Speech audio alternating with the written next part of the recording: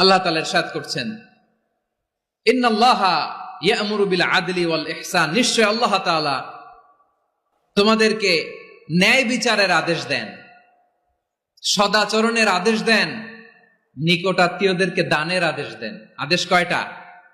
আওয়াজ করে সবাই বলুন তো কয়টা? নিশ্চয় আল্লাহ তাআলা তোমাদেরকে ন্যায় বিচারের আদেশ দেন,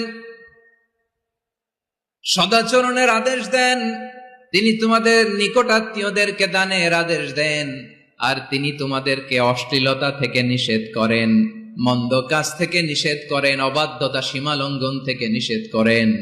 তিনি তোমাদেরকে উপদেশ দেন যাতে তোমরা শিক্ষা গ্রহণ করো। সুবহানাল্লাহ। উপদেশ দিচ্ছে স্বয়ং কে? তিনটা জিনিসের আদেশ। ইয়া'মুরু বিল আদল, সুবিচার ন্যায় বিচারের আদেশ তিনি দেন।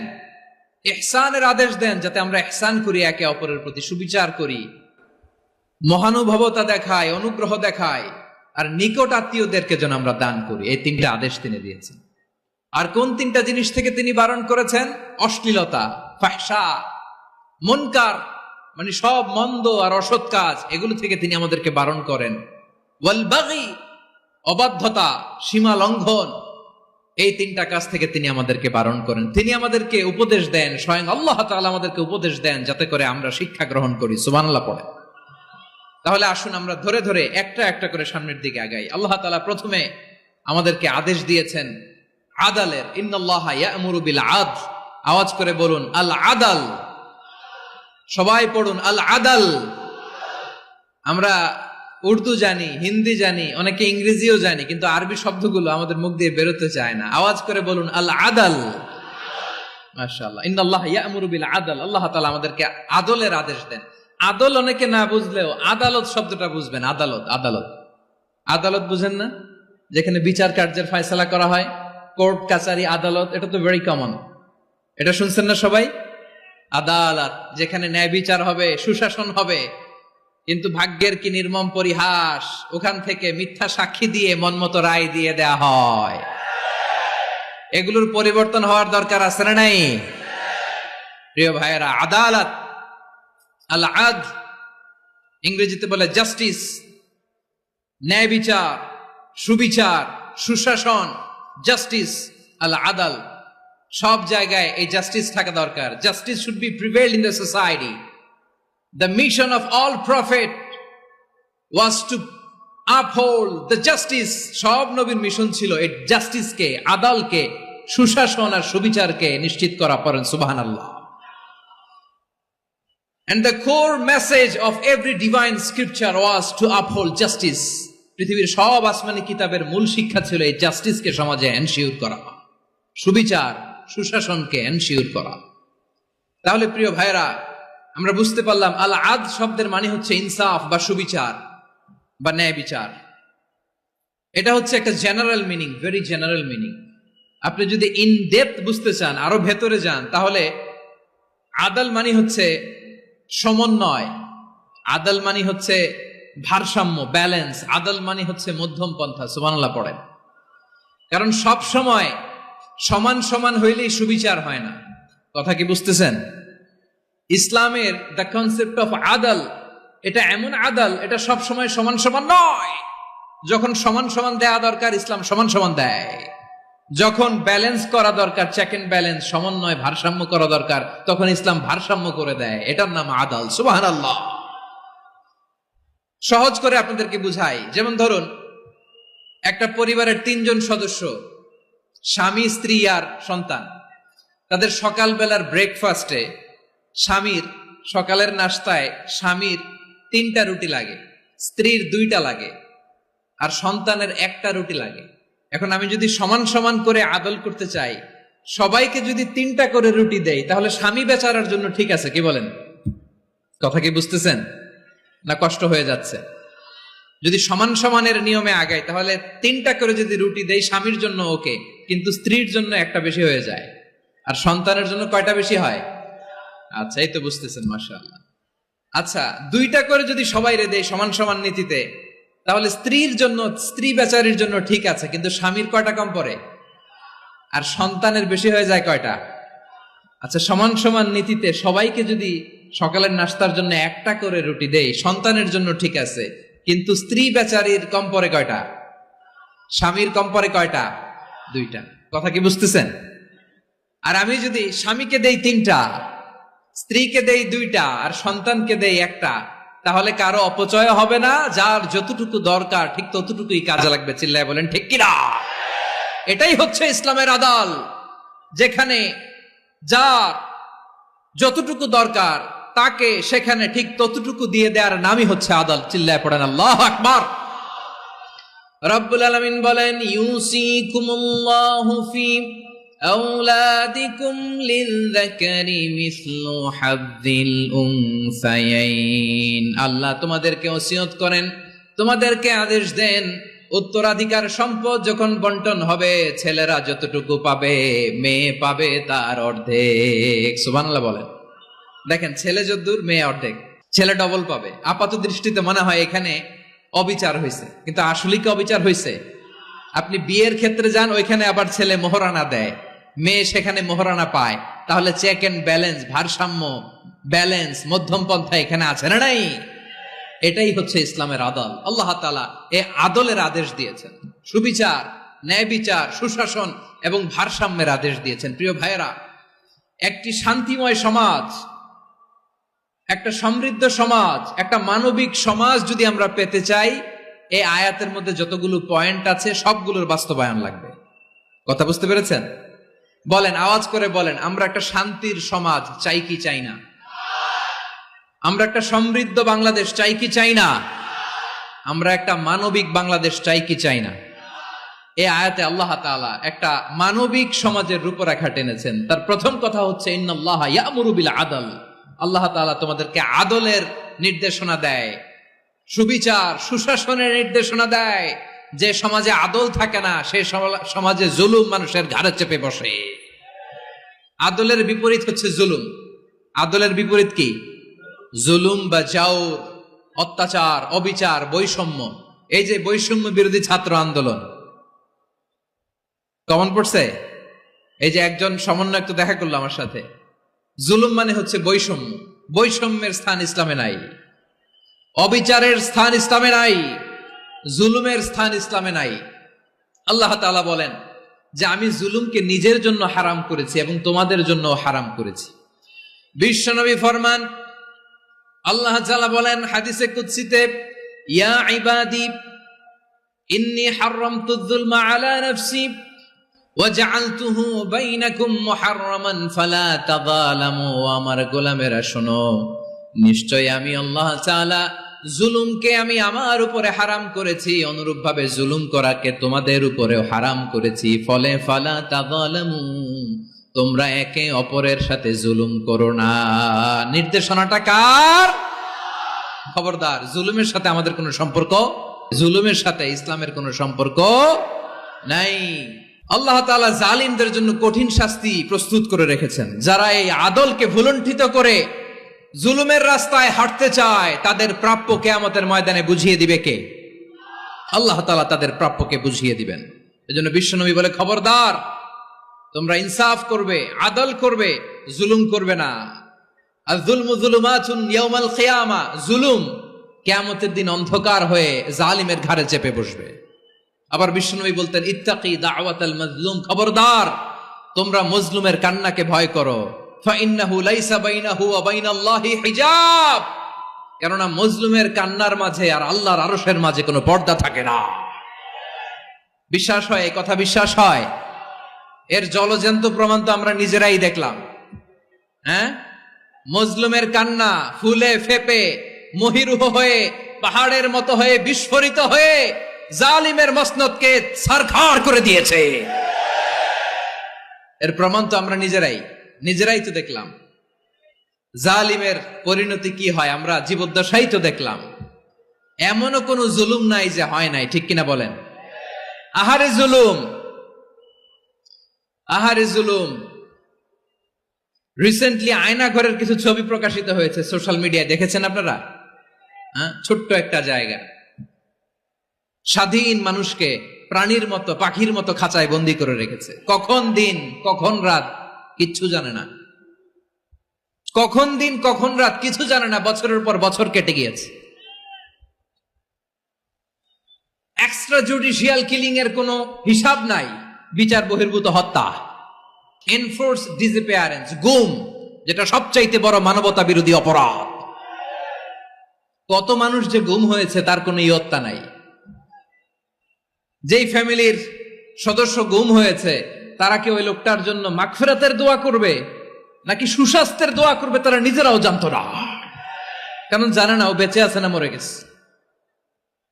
আহা, বিডিআর নওজোয়ানদের যারা ছাড়া পেল দেখলাম, বিনা অপরাধে, কোনো অন্যায় ছাড়া, অপরাধ ছাড়া তাদের জীবন থেকে, তাদের তারুণ্যের, তাদের যৌবনের 15 বছর, 16 বছর, 17 বছর নাই, 6 মাস বয়সের ছোট বাচ্চাকে রেখে জেলে গেছে।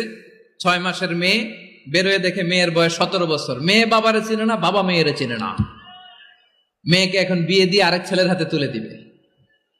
মেয়ের শৈশব বাবা দেখে নাই, মেয়ের কৈশোর বাবা দেখে নাই, মেয়ের তারুণ্য দেখে নাই। আরেক যুবককে দেখলাম 14 দিনের সংসার, 2 সপ্তাহের সংসার শেষে জেলে গেছে। কত যুবকের যে স্ত্রী চলে গিয়েছে ফ্যামিলি ছেড়ে, কারণ জানে না তো কবে আসবে, কি হবে, কেউ জানতো না।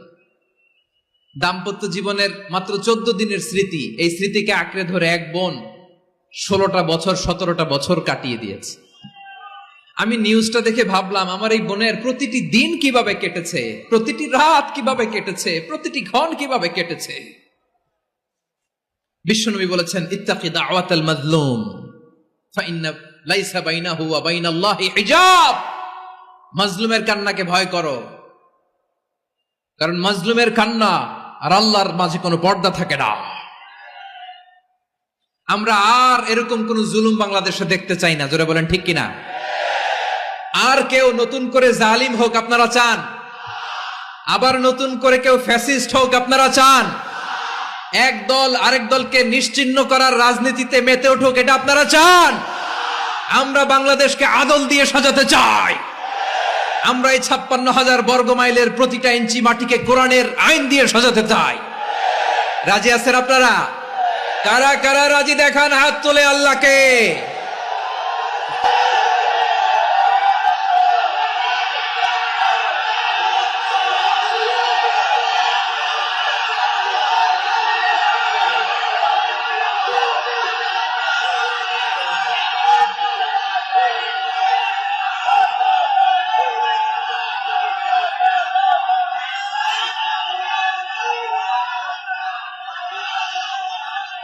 বসুন, আমার প্রিয় বীর চট্টলার তৌহিদি মুসলমান, আমরা আর নতুন করে কেউ জালিম হোক এটা চাই না, নতুন করে আবার কেউ ফ্যাসিস্ট হোক আমরা চাই না, এক দল আরেক দলকে নিশ্চিহ্ন করার রাজনীতি করুক আমরা চাই না। আমরা সুশাসনের বাংলাদেশ চাই, আমরা মানবিক বাংলাদেশ চাই, আমরা একটা সমৃদ্ধ বাংলাদেশ চাই, আমরা বিশ্বের বুকে সম্মান নিয়ে মাথা উঁচু করে দাঁড়াতে চাই, ঠিক কিনা বলেন? আল্লাহ বললেন, এটা যদি তোমরা চাও, একটা সমৃদ্ধ সমাজ যদি বিনির্মাণ করতে চাও, মানবিক সমাজ যদি বিনির্মাণ করতে চাও, আমি তোমাদেরকে সেজন্য প্রথমে আদালতের নির্দেশ দিলাম। ইন্নাল্লাহা ইয়া'মুরু বিল আদল, নিশ্চয় আল্লাহ তাআলা তোমাদেরকে ন্যায় বিচার, সুশাসন এটার আদেশ দেন। সুবহানাল্লাহ। আদাল, ন্যায় বিচারের আদেশ আল্লাহ তাআলা কোরআনের বিভিন্ন আয়াতে দিয়েছেন। আল্লাহ তাআলা বলছেন, ইন্নাল্লাহা ইয়া'মুরুকুম আন তুআদ্দুল আমানাতি ইলা আহলিহা ওয়া ইযা হাকামতুম বাইনান নাসি আন তাহকুমু বিল আদল ইন্নাল্লাহা নি'ম্মা ইয়া'iযুকুম বিহি ইন্নাল্লাহা কানা সামিআন বাসীরা। আল্লাহ তাআলা বললেন, আল্লাহ আদেশ দিচ্ছেন, যে ব্যক্তি আমানতের হকদার করো, সুবহানাল্লাহ বলেন, ওয়া ইযা হাকামতুম বাইনান নাসি আন তাহকুমু বিল আদল, আদালতের সাথে করবা। আল্লাহ তাআলা বলেন, যারা জাজ হবে, বিচারক হবে, তাদের যদি বাদী বিবাদীর কারো সাথে শত্রুতা থাকে, কারো সাথে যদি কোনো ধরনের রেষারেষি থাকে, আল্লাহ বলেন বিচার কার্য করতে যে ওই শত্রুতা রেষারেষির কারণে আদালতের বাইরে যে অবিচার করে বিচার করো না। ওয়ালা ইয়াজরিমান্নাকুম শানাআনু কওমিন আলা আল্লা তা'দিলু ই'দিলু হুয়া আকরাবু লিত্তাকওয়া ওয়াত্তাকুল্লাহা ইন্নাল্লাহা খাবীরুম বিমা তা'মালুন। খবরদার কোন জাতির প্রতি, কোন গোষ্ঠীর প্রতি, কোন গোত্রের প্রতি আক্রোশ যেন তোমাদেরকে ন্যায় বিচার থেকে দূরে সরিয়ে না দেয়, বরং আমি আল্লাহর আদেশ হলো ই'দিলু, তোমরা আদল করো, ন্যায় বিচার করো, সুবিচার করো, সুশাসন প্রতিষ্ঠা করো। হুয়া আকরাবু লিত্তাকওয়া, এটাই তাকওয়ার সবচেয়ে কাছাকাছি। সুবহানাল্লাহ বলেন। কোরআনের বিভিন্ন আয়াতে আল্লাহ তাআলা স্পেসিফিকলি ধরে ধরে বিচার করার সময় আমরা যেন আদাল করি সে শব্দটা ব্যবহার করেছেন। আওয়াজ করে সবাই বলুন আল কিসত। প্রিয় ভাইরা, সবাই আওয়াজ করে আমার সাথে সাথে বলুন আল কিসত। আল্লাহ তাআলা বলেন ওয়া ইন হাকামতা ফাহকুম বাইনাহুম বিল কিসত ইন্নাল্লাহা ইউহিব্বুল মুকসিতিন। যখন তুমি বিচার করবে, বিশ্বনবীকে উদ্দেশ্য করে অ্যাড্রেস করে বললেন, নবী হে, ইহুদিরা কোনো বিষয়ে মীমাংসার জন্য যদি আপনার দরবারে আসে, যদি বিচার করতে হয়, খবরদার অবিচার করবেন না। ফয়সালা যেটা করবেন কিসতের সাথে করবেন, ন্যায় পরায়ণতার সাথে করবেন, কারণ ইন্নাল্লাহা ইউহিব্বুল মুকসিতিন, নিশ্চয় আল্লাহ রাব্বুল ইজ্জাত ন্যায় পরায়ণশীলদেরকে বড্ড ভালোবাসেন। সুবহানাল্লাহ বলেন। ন্যায় পরায়ণ লোকদেরকে আল্লাহ তাআলা বড্ড ভালোবাসেন। অন্য আয়াতে আল্লাহ তাআলা বলছেন وَنَضَعُ الْمَوَازِينَ الْقِسْطَ لِيَوْمِ الْقِيَامَةِ فَلَا تُظْلَمُ نَفْسٌ شَيْئًا। আমি কিয়ামতের দিন ন্যায়পরায়ণতার মানদণ্ড স্থাপন করব, যেটাকে আমরা মিজানের পাল্লা বলি। আল্লাহ বলেন ন্যায় বিচারের মানদণ্ড কিয়ামতের ময়দানে আমি আল্লাহ স্থাপন করব। সেদিন কারো প্রতি বিন্দু পরিমাণ, এক চুল পরিমাণ অবিচার করা হবে না, কোনো অবিচার করা হবে না। সেদিন সুশাসন হবে, সুবিচার হবে, ন্যায় পরায়ণতার সাথে বিচার হবে। আওয়াজ করে পড়েন আল্লাহু আকবার।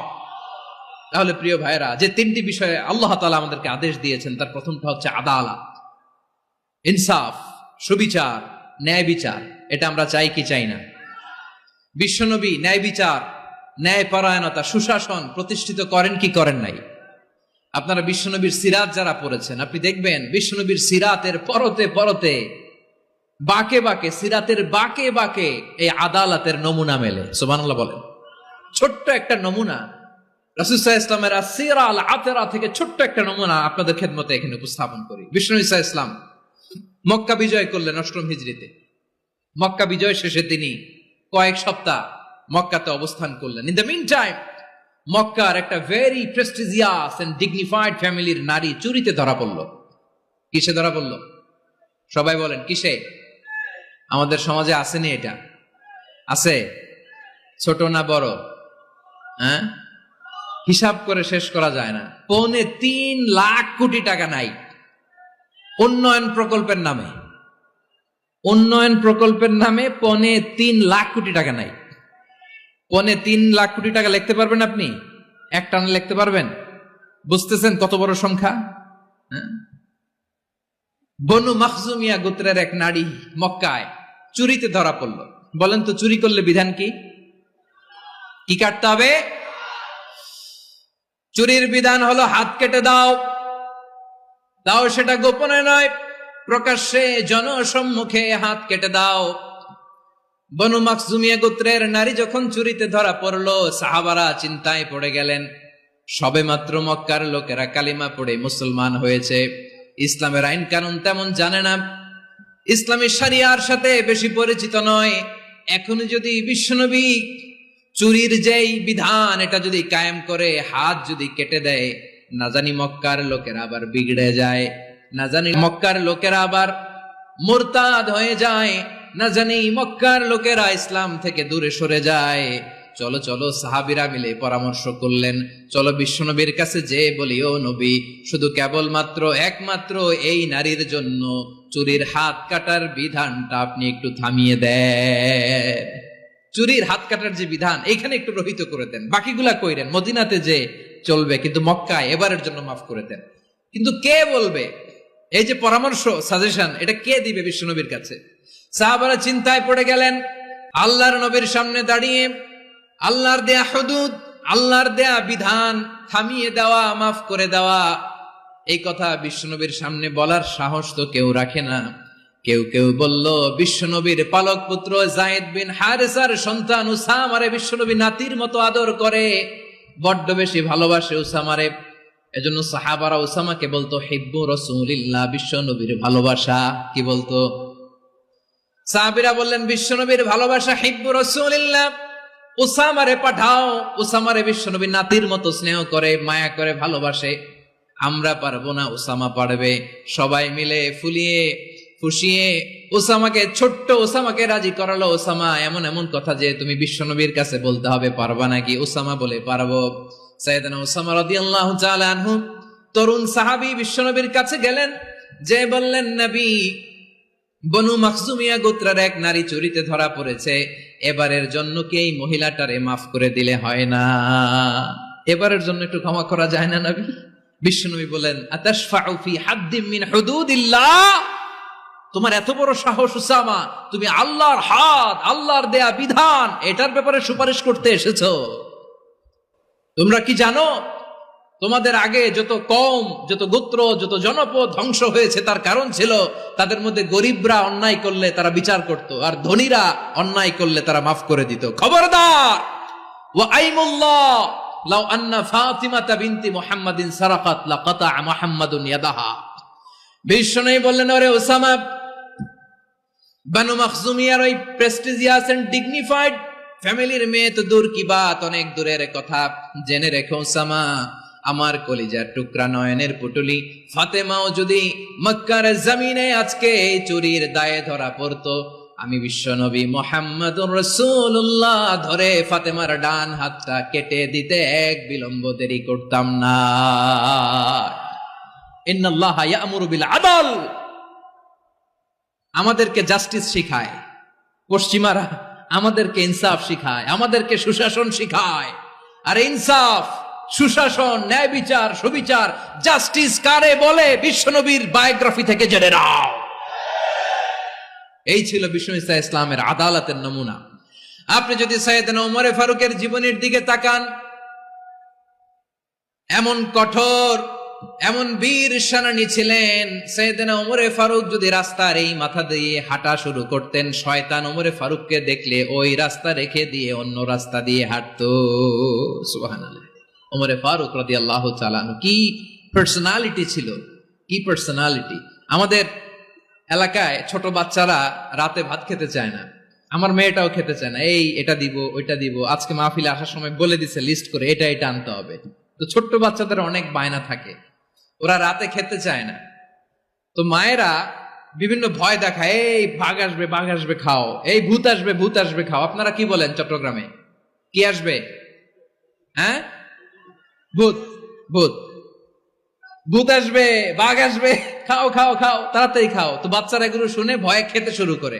মদিনার জমিনেও একই ঘটনা ঘটতো। মদিনার ছোট্ট ছোট্ট সোনামণিরা খেতে চাইতো না, তো মায়েরা বলতো, হা হুয়া ইয়াতি উমর, হা হুয়া ইয়াতি উমর, ওই যে উমর আসতেছে, উমর।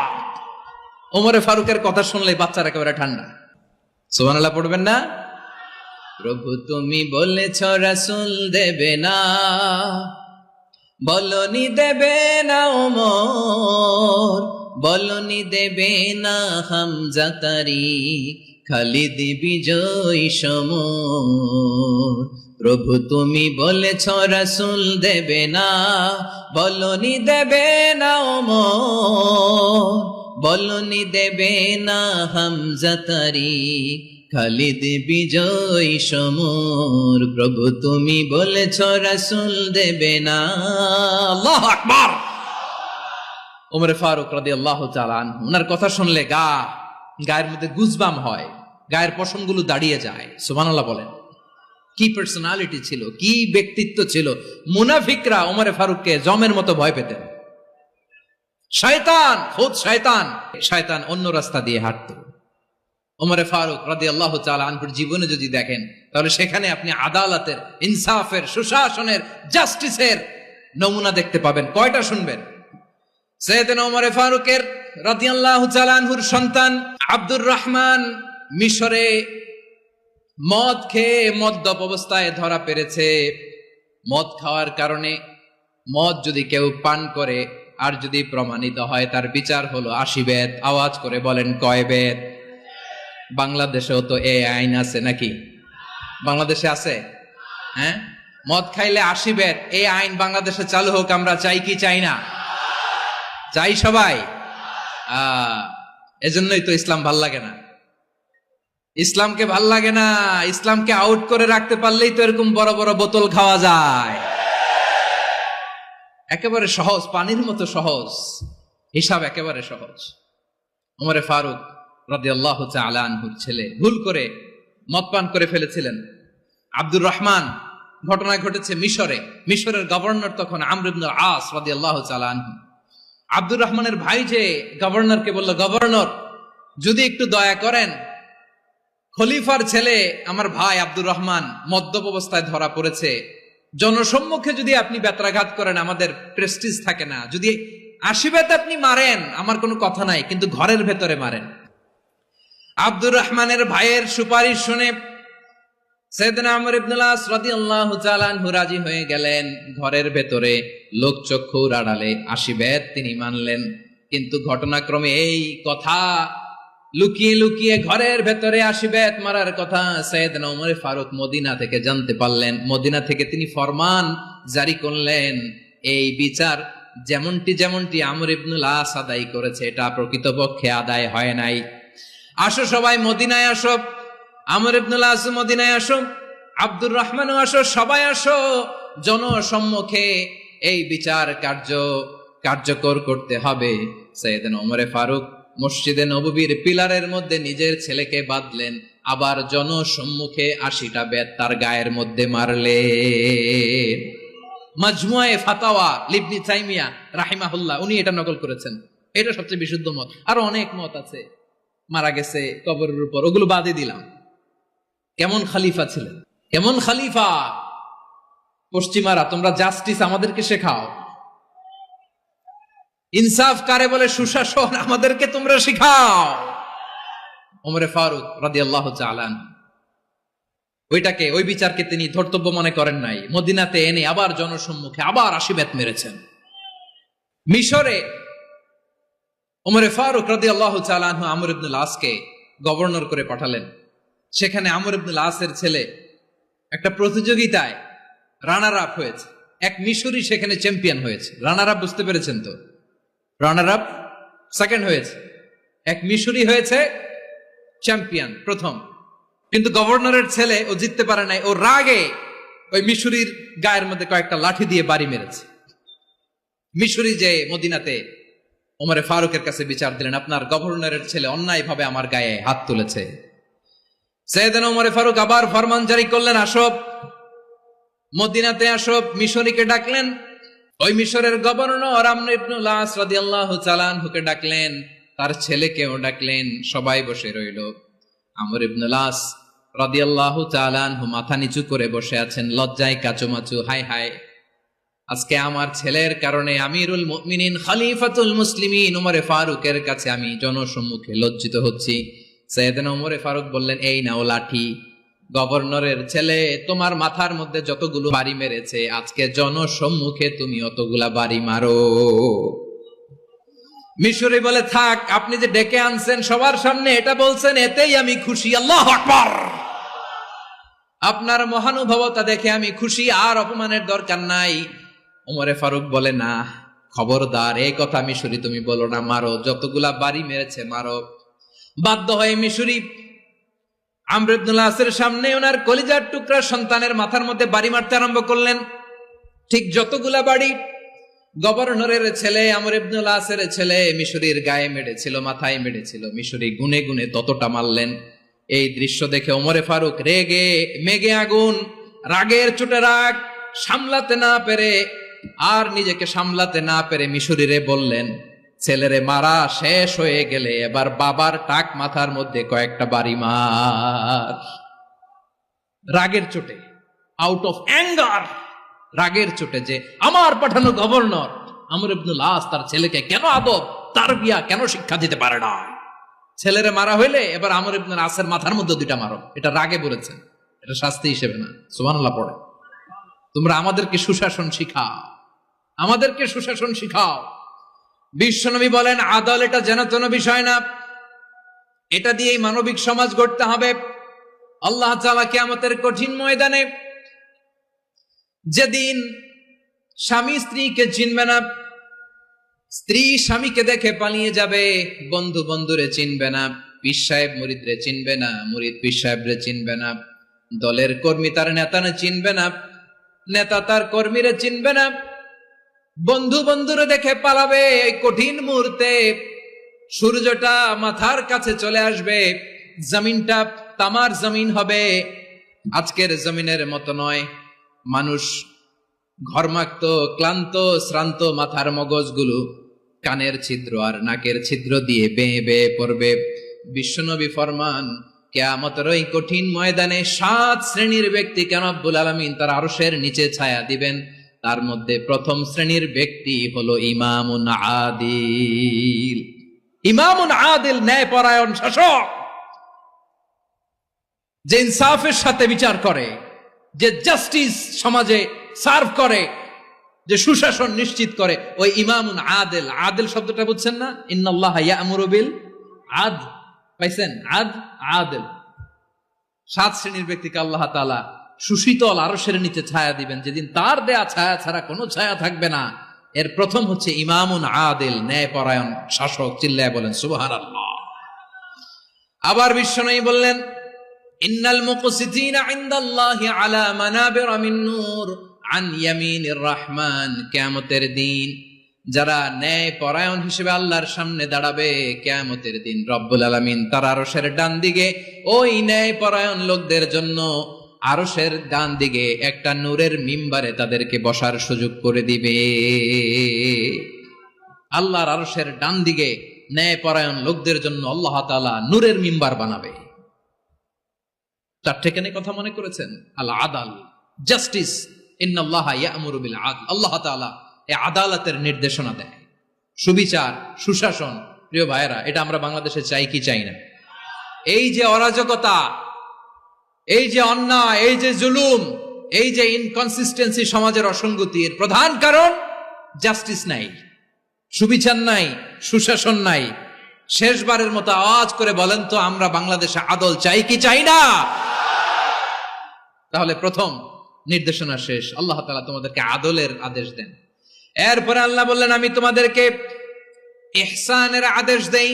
ইন্নাল্লাহা ইয়া'মুরু বিল আদলি ওয়াল ইহসান। আমি তোমাদেরকে যেমনি আদলের নির্দেশনা দেই, তেমনি ভাবে তোমাদেরকে ইহসানের নির্দেশনা দেই। ইহসান, আওয়াজ করে সবাই বলেন তো ইহসান। সবাই বলেননি, সবাই বললে এতটুকু আওয়াজ হবে আমি বিশ্বাস করি না। আওয়াজ করে বলুন আল ইহসান। ইহসান মানে কারো প্রতি সফট হার্টেড হওয়া, মহানুভব হওয়া, অনুগ্রহ পরায়ণ হওয়া, অনুগ্রহশীল হওয়া, একে অপরের প্রতি দয়াদ্র হওয়া। একে অপরের প্রতি দয়াদ্র অনুগ্রহশীল হওয়া ছাড়া মানবিক সমাজ কঠিনকালেও গঠন করা সম্ভব না। প্রিয় ভাইয়েরা, সুন্দর আচরণ দিয়ে, ইহসান দিয়ে যা জয় করা যায়, নরম আচরণ দিয়ে যেটা অর্জন করা যায়, কঠোরতা দিয়ে সেটা পারা যায় না। বিষ্ণু ঈসা ইসলাম ইহসান দিয়ে, কোমল আচরণ দিয়ে, তার অনুগ্রহ দিয়ে তিনি অনেক কাফিরের হৃদয়কে জয় করে ফেলেছেন। সাইয়েদনা সুমামা ইবনে উসাল রাদিয়াল্লাহু তাআলা আনহুর কথা মনে পড়ে যায়। তিনি ছিলেন ইয়ামামার বাদশা। মদিনাতে বিশ্বনবীকে হত্যা করার নিয়তে এসেছিলেন। গোপনে গোপনে বিশ্বনবীকে হত্যা করে আবার ইয়ামামাতে তিনি ফিরে যাবেন। কিন্তু কি অবাক করা কাণ্ড, হত্যা করতে পারে নাই, সাহাবাদের হাতে তিনি ধরা পড়ে গেলেন। সাইয়েদনা সুমামা ইবনে উসাল রাদিয়াল্লাহু তাআলা আনহু হত্যার নিয়তে আসলেন, কিন্তু হত্যা করতে পারলেন না। সাহাবারা ওনাকে ধরে ফেললেন, ধরে মসজিদে নববীর পিলারের মধ্যে বেঁধে রাখলেন। সুমামা ইবনে উসাল, সিরাত থেকে শুনে, সিরাত থেকে শোনাচ্ছি, রাদিয়াল্লাহু তাআলা আনহু ইয়ামামার অধিপতি ছিলেন। ইয়ামামা বিশ্বনবীকে হত্যার জন্য আসছেন, ধরা পড়ে গেছেন, এখন মসজিদে নববীতে বেঁধে রাখছে, তার মানে বন্দী। এখন স্ট্যাটাস কি? বন্দী, ক্যাপটিভ। বিশ্বনবী সাল্লাল্লাহু আলাইহি ওয়াসাল্লাম সাহাবাদেরকে বললেন, তার খোঁজ খবর নিও, সুমামা ইবনে উসালের খোঁজ খবর নিও। সাহাবারা বলেন, ইয়া রাসূলুল্লাহ, আপনাকে হত্যা করতে এসেছে, তার তো কঠিন ক্যাপিটাল পানিশমেন্ট হওয়া দরকার, কঠিন শাস্তি হওয়া দরকার। বিশ্বনবী বললেন, না, আমি যেটা জানি তোমরা সেটা জানো না, তোমরা সুমামার সাথে ভালো আচরণ করো। বিশ্বনবী সুমামার কাছে গেলেন। প্রথম দিন যে তিনি কালেমার দাওয়াত দিলেন, ইমানের দাওয়াত দিলেন, ইসলামের দাওয়াত দিলেন, রিসালাতের দাওয়াত দিলেন, আখিরাতের দাওয়াত দিলেন। পরের দিন যে বিশ্বনবী সালাতের দাওয়াত দিলেন, যাকাতের দাওয়াত দিলেন, ইসলাম কি, কিভাবে, কেমন করে পালন করতে হয় চমৎকার আর্টিকুলেট করতে শুরু করলেন। তন্ময় হয়ে সুমামা ইবনে উসাল রাদিয়াল্লাহু তাআলা আনহু বিশ্বনবীর কথাগুলো শুনতে আরম্ভ করলো। একদিন নয়, 2 দিন নয়, টানা 3 দিন বিশ্বনবী সুমামার কাছে ইসলামকে প্রেজেন্ট করেছেন, উপস্থাপন করেছেন। আওয়াজ করে বলেন, কয় দিন? 3 দিন। 3 দিন মসজিদে নববীতে বাধা। আর সাহাবীদেরকে বললেন, তার খোঁজ খবর নিও, তোমরা যে রুটি বানাও এর মধ্যে সবচেয়ে ভালো আটার রুটিটা তারে দিও, সবচেয়ে রিফাইন্ড খেজুর, যেটা পিওর খেজুর, এটা তারে দিও। আর বিশ্বনবী নিজের উট থেকে দুধ দহন করে ওনার বাড়ির এক কর্মচারীকে বলেছেন, দুধ দহন করে সুমামার জন্য নিয়ে যেও। সুবহানাল্লাহ পড়বেন না? সবাই তো অবাক, ইয়ামামা থেকে আসছে নবীকে হত্যা করতে, বিশ্বনবী দেখে তারে জামাই আদর করে, তাকে মজার মজার খাবার দিও, দুধ দিও, আদর আপ্যায়ন করো। একদিন নয়, 2 দিন নয়, টানা 3 দিন বিশ্বনবী এভাবে সুমামার কাছে যে ইসলামকে প্রেজেন্ট করতে আরম্ভ করলেন, ইসলামকে উপস্থাপন করতে শুরু করলেন। আর তাকে চমৎকার এন্টারটেইনমেন্ট, আপ্যায়ন দিতে আরম্ভ করলেন। টানা 3 দিন যখন ইসলামের দ্য বিউটিজ অফ ইসলাম, ইসলামের সুমহান বাণী, সৌন্দর্য তার কাছে উপস্থাপন শেষ, বিশ্বনবী বললেন সাহাবাদেরকে, যাও এবার সুমামার হাতের পায়ের রশি দুটো খুলে দাও। সাহাবারা বললেন, ইয়া রাসূলুল্লাহ, কি বলেন আপনি? ও তো হত্যাকারী, সুযোগ পায় নাই, আপনারে মারতে পারে নাই, ছেড়ে দিলে আবার ও আপনার উপর তলোয়ার নিয়ে ঝাঁপিয়ে পড়বে। নবী, এই সিদ্ধান্ত আপনি নিতে যাবেন না। বিশ্বনবী বললেন, যেটা বলেছি সেটা করো, সুমামার রশিগুলো ছেড়ে দাও, সুমামার হাতে পায়ের রশিগুলো যে তোমরা খুলে দাও। সাহাবারা তর্ক জুড়ে দিলেন, লা ইয়া রাসূলুল্লাহ, এমনটা করবেন না, তো ভয়ঙ্কর, ভয়ঙ্কর খুনি, কি জানি কি হয়ে যায়। বিশ্বনবী বললেন, না, তার হাতে পায়ের রশিগুলো খুলে দাও। সাহাবারা বিশ্বনবীর কথা মতো তার হাতে পায়ের রশিগুলো খুলে দিল।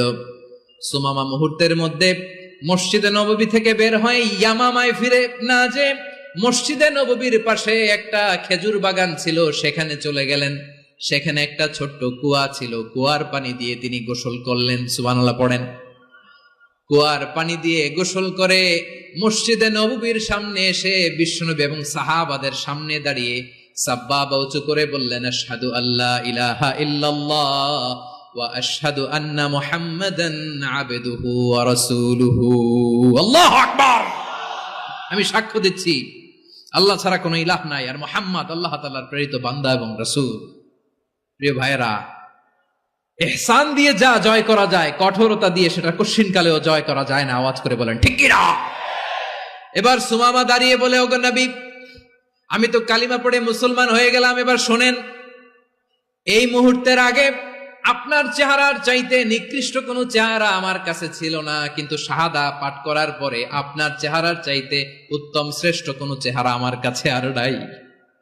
ও নবী, আজকের দিনের আগে ইসলাম ধর্মের চেয়ে নিকৃষ্ট অপছন্দনীয় কোনো ধর্ম আমার কাছে ছিল না, কিন্তু এই মুহূর্ত থেকে ইসলামের চেয়ে সেরা শ্রেষ্ঠ পছন্দনীয় কোনো ধর্ম আমার কাছে নাই।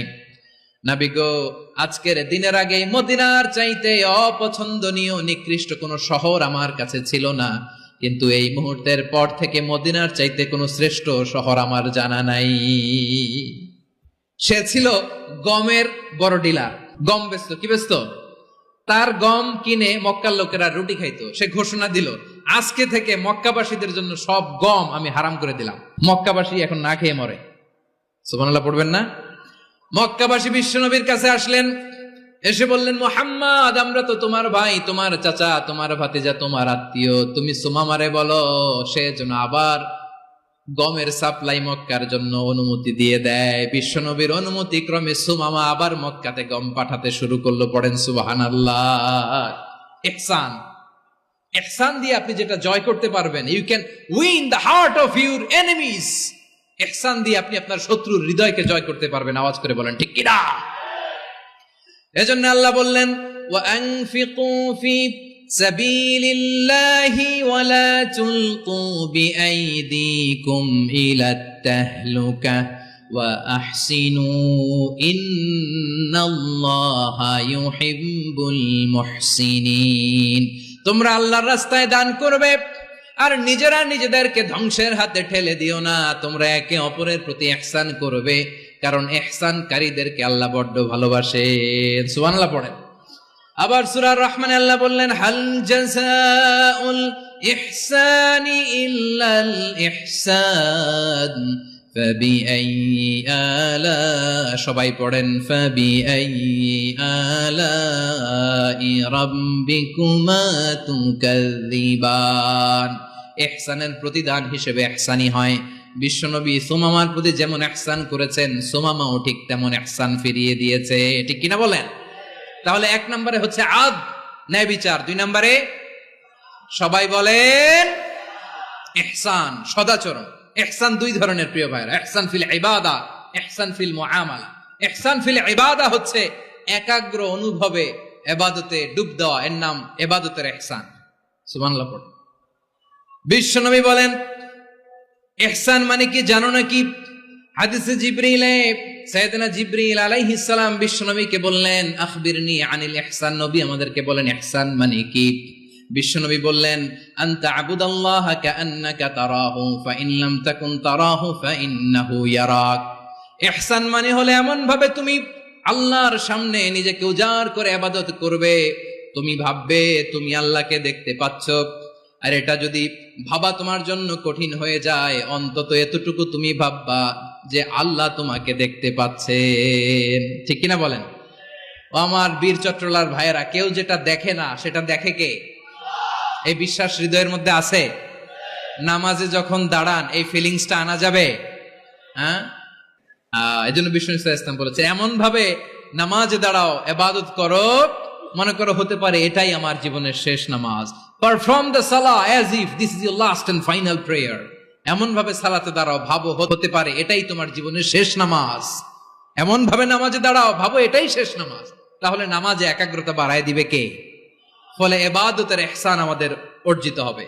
আর মুআমালাতে ইহসান হলো, বিশ্বনবী বলেন, ইন্নাল্লাহা তাবারাকা ওয়া তাআলা কাতাবাল ইহসানা আলা কুল্লি শাই ফাইদা কাতালতুম ফাআহসিনুল কিতলা ওয়া ইযা যাবাহতুম ফাআহসিনুয যাবহা ওয়ালিয়ুহিদ্দা আহাদুকুম শাফরাতাহু ওয়ালিয়ুরিহ যাবিহাতাহু। ইহসান দুই ধরনের।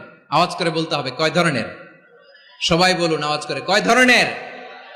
একটা হচ্ছে ইহসান ফিল ইবাদা, ইবাদতে ইহসান। ইবাদতে ইহসান কি? একাগ্র অনুভব দিয়ে ইবাদত করা, মন প্রাণ দিয়ে ইবাদত করা। আর মুআমালাতে ইহসান কি?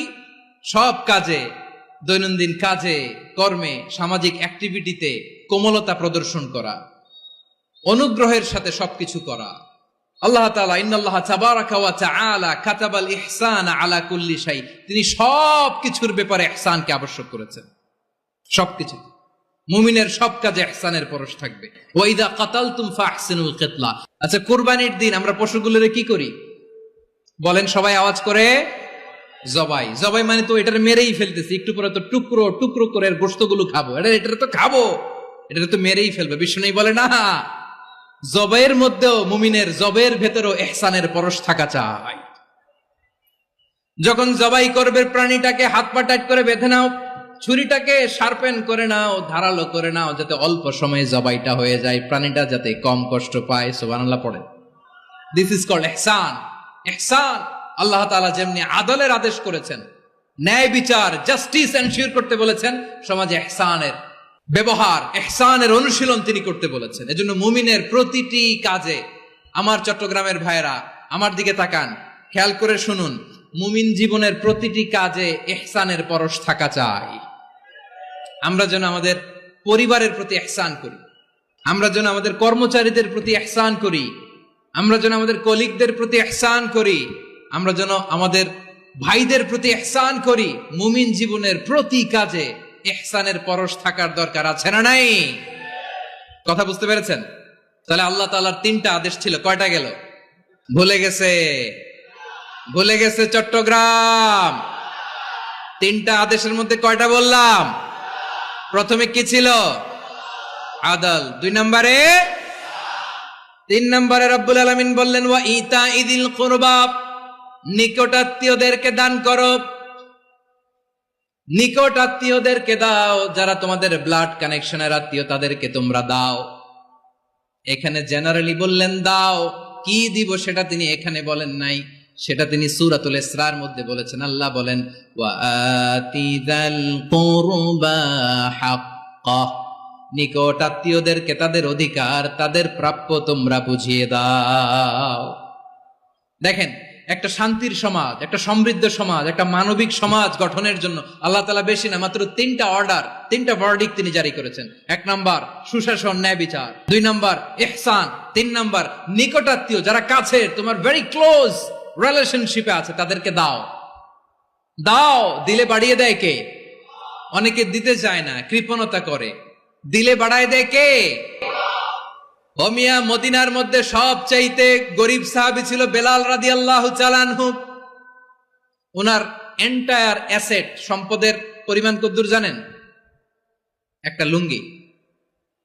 বেলাল রাদিয়াল্লাহু তাআলা আনহু, ওনার টোটাল ওয়েলথের এস্টিমেশন হচ্ছে মাত্র একটা লুঙ্গি। একটা লুঙ্গি, টোটাল ওয়েলথ এস্টিমেশন, টোটাল সম্পদের পরি বেলাল রাদিয়াল্লাহু তাআলা আনহুর কি ছিল? কথা বোঝে নাই বোধহয়, কি ছিল? ওই বেলাল রাদিয়াল্লাহু তাআলা আনহুকে বিষ্ণু ইসলাম বলেছেন আনফিক ইয়া বেলাল, ও বেলাল তুমিও দাও। ওয়ালা তাখশা মিন যিল আরশি ইখলালা, আরশের অধিপতির তো কোনো ঘাটতি নাই, তুমি দিলে ওই আল্লাহ তোমারে বাড়ায় দিবে। এজন্য আমার প্রিয় ভাইয়েরা, দিলে কমে না, দিলে বাড়ে। অনেকে ধরে রাখে, নতুন কিছু নিতে পারে না, হাত দিয়ে যেটা ধরে রেখেছেন এটা দিয়ে দেন, বড় একটা ধরার সুযোগ পাবেন। জোরে বলেন ঠিক কিনা? ধরেন 5 কেজি ওজনের একটা ধরে রাখছেন, এখন 10, এটা না ছাড়লে 10 কেজি ধরতে পারবেন আপনি? আচ্ছা, 10 কেজির জিনিস একটা আছে হাতে, ওইটা যদি ছেড়ে দেন তাহলে না 15 কেজি ধরতে পারবেন। কথা বলেন ঠিক কিনা? তাহলে দিলে বাড়িয়ে দেয় কে? রব্বুল আলামিন বললেন 3 নাম্বার আদেশ হলো তোমাদের প্রতি সমাজটারে কেমন করে মানবিক সমাজ, সুন্দর সমাজ গড়বা। 3 নাম্বার আদেশ হলো ওয়া আতিদাল কুরবা হাক্কা, নিকটাত্মীয়দেরকে তাদের প্রাপ্য বুঝিয়ে দাও। এই নিকটাত্মীয়দেরকে তাদের অধিকার বুঝিয়ে দেওয়া, প্রাপ্য বুঝিয়ে দেওয়াতে আমাদের গাফলতি আছে না নাই? চট্টগ্রামে নাই? মাশাআল্লাহ আছে, আছে।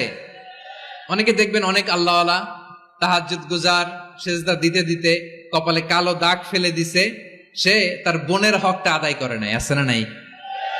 হ্যাঁ, এখানেও আছে। সর্বনাশ। অনেক বড় হাজী সাহেব, বিশাল লম্বা দাড়ি, ছেলেরে সব দিয়ে দিছে, মেয়েরে কিছু দেয় নাই, মেয়ের হক আদায় করে নাই। আছে না নাই? এই হাজী সাহেবেরা, এই আল্লাহওয়ালারা কিয়ামতের ময়দানে আটকে যাবে।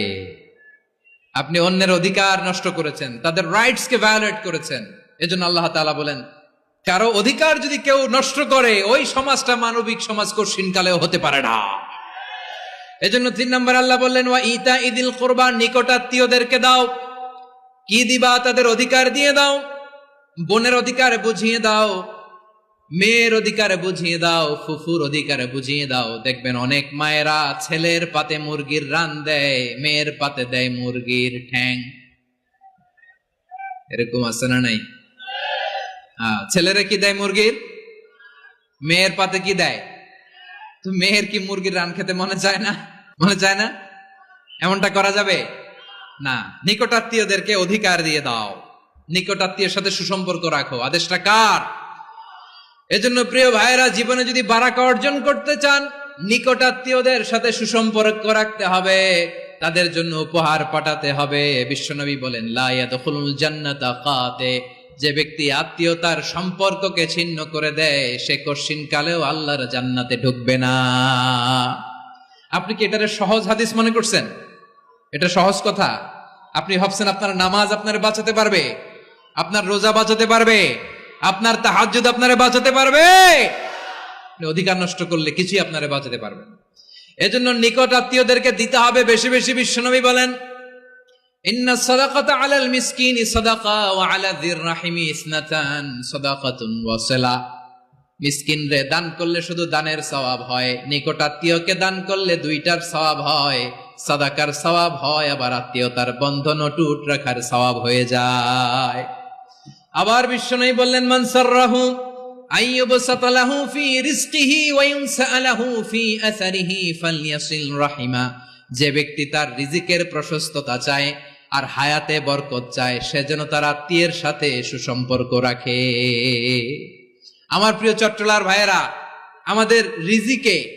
আমাদের রিজিক বাড়ুক, এটা আমরা চাই কি চাই না? সবাই চান? হ্যাঁ, আমাদের রিজিকে প্রশস্ততা আসুক, চাই কি চাই না? আমাদের হায়াতে বরকত আসুক, আমরা চাই কি চাই না? এই দুইটা যদি চান তাহলে নিকট আত্মীয়দের সাথে সুসম্পর্ক রাখবেন, পারবেন? তাহলে সমাজটারে মানবিক সমাজ বানায় দিবে কে? তিনটা আদেশ চলে গেল। কয়টা? আওয়াজ করে বলেন। 1 নম্বরে কি ছিল? 2 নম্বরে, 3 নম্বরে নিকট আত্মীয়দেরকে দান। আমার প্রিয় ভাইয়েরা, আল্লাহ তাআলা 3টা জিনিসের যেমনি আদেশ করেছেন, অনুরূপ ভাবে 3টা বিষয় তিনি বারণ করেছেন, নিষেধ করেছেন। ওগুলোর কাছেও যাওয়া যাবে। শুনবেন। রাব্বুল আলামিন বলেন, ওয়ায়ানহা আনিল ফাহশাই ওয়াল মুনকারি ওয়াল বাগি। আমি যেমনি 3টি বিষয়ে আদেশ করলাম, অনুরূপ ভাবে 3টি বিষয়ে বারণ করলাম, নিষেধ করলাম। আমার 1 নাম্বার নিষেধাজ্ঞা হলো অশ্লীলতার প্রতি। ফাহশা, ওয়ায়ানহা আনিল ফাহশা, আল্লাহ তাআলা অশ্লীলতাকে নিষেধ করেছেন। কোন জিনিসকে? সবাই বলুন, কোন জিনিসকে? যত ধরনের, যত টাইপের, যত ক্যাটাগরির অশ্লীলতা হতে পারে সব অশ্লীলতাকে হারাম করেছেন কে? ফাহশা মানে কি? কথায়, কাজে, আচরণে, কমেন্ট, ফেসবুকের কমেন্টসে যত ধরনের নোংরামো আছে, যত ধরনের অশ্লীলতা আছে, এটাকে আরবিতে বলে ফাহশা। এটাকে কি বলে? রাব্বুল আলামিন বলেন, কুল ইন্নামা حرم ربي الفواحش ما ظهر منها وما بطن। ও নবী, আপনি বলে দেন, আমার রব প্রকাশ্য অপ্রকাশ্য, স্পষ্ট কিংবা অস্পষ্ট, দৃশ্যমান কিংবা অদৃশ্যমান সব অশ্লীলতাকে হারাম করেছেন। সব ধরনের অশ্লীলতা হারাম, সব ধরনের। আল্লাহ তাআলা আমাদেরকে অশ্লীলতা থেকে বাঁচান, অশ্লীলতা থেকে তিনি আমাদেরকে হেফাজত করুক। পড়েন আমিন। এবার বলেন, আমাদের সমাজে অশ্লীলতা আছে না নাই? চট্টগ্রামে নাই? আমি কই নাই, ওনারা বলে আছে। দেখছেন, আমি সামহাও বাঁচায় দেওয়ার ট্রাই করতেছি, ওনারা বলে আছে। অশ্লীলতা নানা ভাবে, নানা নামে, নানা মোড়কে আমাদের সমাজে আছে না নাই? সংস্কৃতির নামে, ফ্যাশনের নামে, বিনোদনের নামে, উপন্যাসের নামে, কনসার্টের নামে অশ্লীলতা আছে না নাই? আপনি দেখেছেন কনসার্টগুলোর অবস্থা? এই যে আতিফ আসলাম যে আসছে আমাদের দেশে, তারপর কে কে আসছে, আমাদের তরুণ তরুণীরা, আমাদের যুবক যুবতীরা, আমাদের জেনজিরা, কি অবস্থা ওইখানে? হ্যাঁ, কি অবস্থা? কে বাঁচাবে ওদের? কে রক্ষা করবে ওদের ইমানের, ওদের চরিত্রের হেফাজতের গ্যারান্টি কে দিবে? কনসার্টের নামে অশ্লীলতা আছে না নাই? ছেলে মেয়ে একে অপরকে জড়ায় ধরতেছে, একে অপরকে চুমো খাচ্ছে, প্রকাশ্যে, দিবালোকে, গণমানুষের সামনে। আল্লাহ তাআলা এই অশ্লীলতা থেকে আমাদেরকে বেঁচে থাকতে বলেছেন, বেঁচে থাকতে বলেছেন। রূপালী জগতের নামে অশ্লীলতা আছে না নাই? এই টার্মটা আপনারা জানেন না? রূপালী জগৎ কি জগৎ? আসলে কি রূপালী জগৎ না অন্ধকার জগৎ? আমার বোনেরা, আপনাদেরকে যে কি বলে তারা বুঝায়, রূপালী জগৎ শুনেই আপনি ভরকে যাবেন না। রূপালী জগতে যে নারী যত বেশি উলঙ্গ সে নাকি তত বেশি সাহসী। জানেন, বলে এটা একটা সাহসী নারী, খুব সাহসী পদক্ষেপ তার। যত বেশি শরীর থেকে কাপড় নামাতে পারবে, যত বেশি বস্ত্রহীন হয়ে নিজেকে প্রেজেন্ট করতে পারবে, সে নাকি তত বেশি সাহসী। আমার চট্টলার ভাইয়েরা, শয়তানের প্রথমে এজেন্ডা ছিল বনি আদমকে বস্ত্রহীন করা। সে আদম এবং হাওয়া আলাইহিস সালামকে নিষিদ্ধ গাছের ফল খাইয়ে তাদেরকে বস্ত্রহীন করেছে। এই জামিনেও সে আমাদেরকে বস্ত্রহীন করতে চাইবে। এই রূপালী জগতের নামে তারা এটা করে। আমার প্রিয় বোনেরা, আপনি জানেন না আপনার দাম কত। ওরা আপনাদেরকে বিজ্ঞাপনের সস্তা পণ্য বানাতে চায়। ওরা আপনাদেরকে ওদের ভোগের লিপসার টুলস বানাতে চায়। ওরা আপনাদেরকে দিয়ে ওদের খায়েশ পূরণ করতে চায়। এটা আপনাদের জন্য মোটেও ডিগনিটি নয়, এটা আপনাদের জন্য সম্মান নয়। আপনার সম্মান শালীনতায়, আপনার সম্মান হেজাবে, আপনার সম্মান ভদ্রতায়, আপনার সম্মান আপনার ডিসেন্ট পোশাকে। পোশাক বলে দেয় এই নারীটা ভদ্র না অভদ্র। পোশাক বলে দেয় এই মেয়েটা কোন ঘরের মেয়ে। আওয়াজ করে বলেন ঠিক কিনা? আপনি জানেন না, আপনারা এই সস্তা পণ্য বানায়, ভোগের পণ্য, বিলবোর্ডে আপনাকে উলঙ্গ করে উপস্থাপন করে। এই অশ্লীলতার সাথে ইসলামের কোন সম্পর্ক। এজন্য আল্লাহ বলেন, আমি অশ্লীলতাকে হারাম করেছি। অশ্লীলতাকে হারাম করার প্রথম কারণ হলো এর মাধ্যমে মানবতাকে অপমানিত করা হয়। কারণ মানুষের সম্মান মানুষের পোশাকে। মানুষ যখন পোশাকহীন হয়ে যায়, বস্ত্রহীন হয়ে যায়, তার সম্মান কমে যায়। ঠিক কিনা? অশ্লীলতাকে হারাম করার প্রথম কারণ হচ্ছে মানুষ মানুষকে অপমান করে। একটা নারী, সে তো সম্মানিত। নারী যে কত সম্মানিত, নারীরা এটা বুঝেই নাই। বিশ্বনবী বলেন, আর দুনিয়া কুল্লুহা মাতা ওয়া খায়রু মাতা'আদ দুনিয়া আল মারআতুস সালিহা। আমার বোনেরা, 5টা প্যান্ডেলে আপনারা এলইডিতে আমার আলোচনা শুনছেন, আমি জানি। আপনাদের এই গর্ভ যে কত দামি আপনি জানেন না। আপনার পেট থেকেই আসবে আগামী দিনের সালাহুদ্দিন আল আইয়ুবী। আপনার পেট থেকেই আসবে অনাগত দিনের ইমাম মাহদী আল মুনতাজার। আপনার পেট থেকেই আসবে অনাগত দিনের ফয়সাল, ওয়াসিম, মুগ্ধ, আবু সাইদের মতো বীর যোদ্ধা।